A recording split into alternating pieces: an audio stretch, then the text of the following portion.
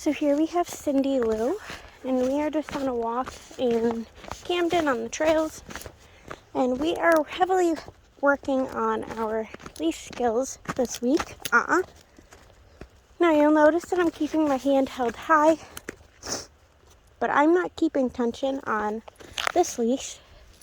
I am simply just trying to keep the slip collar in the position that it's supposed to be in. Unfortunately, we just don't have one that is small enough. So as you can see, there's some wiggle room.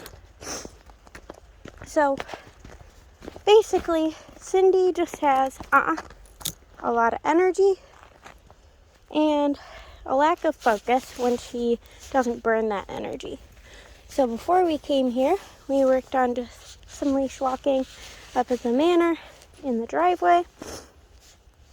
And now we've been on this trail for about close to 20 minutes. We're nearing the end, heading back to the car.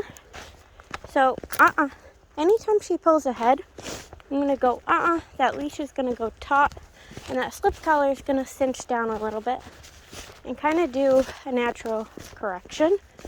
If she doesn't release that tension,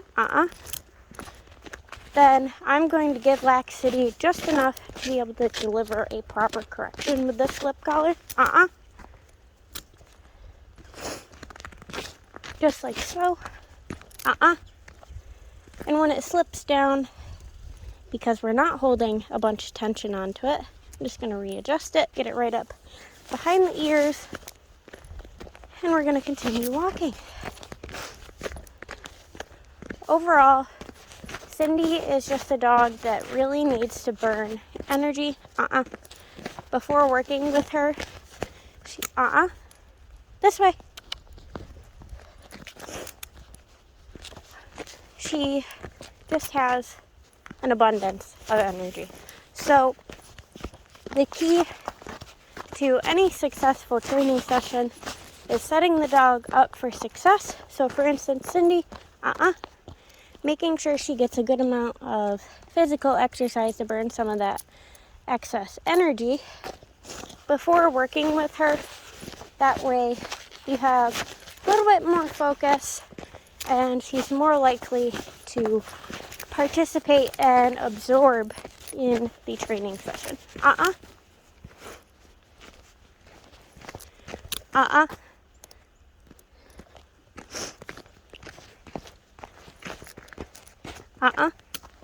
This way. So if she continues to do those bouts of pulling ahead, I'm going to change direction this way. And use that phrase this way to cue back in her focus. I may also ask for her to do things like sit and down for a minute, just so we can regain that focus. So I'm going to grab some treats, and I'm going to have her do it down. Cindy, down. Good girl. I'm also going to fix that collar. And when she's done chewing, I'm going to tell her, this way. Good girl. Leave it.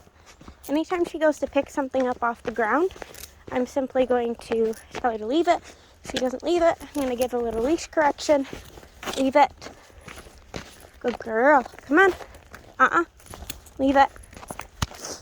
She is definitely a dog that likes to put anything and everything in her mouth. So that is something that we will also continue to work on. So we're just fixing that collar again. Like I said, unfortunately, we just don't have a small enough size for her.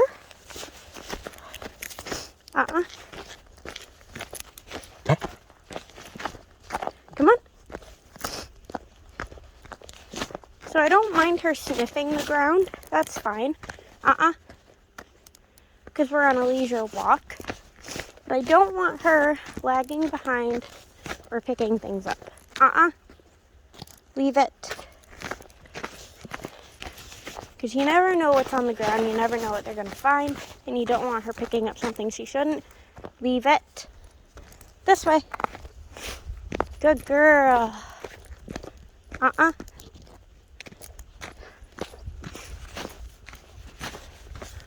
Leave it. Girl, come on. She may also need to go to the bathroom, so we'll step to the side of the trail. Let her wander with a loose leash. Leave it.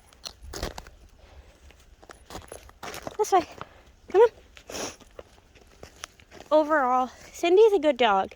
She just has a lot of energy, and that's something to just be aware of and work through in the beginning of training sessions, making sure she gets that energy out so you can have a successful training session. Come on.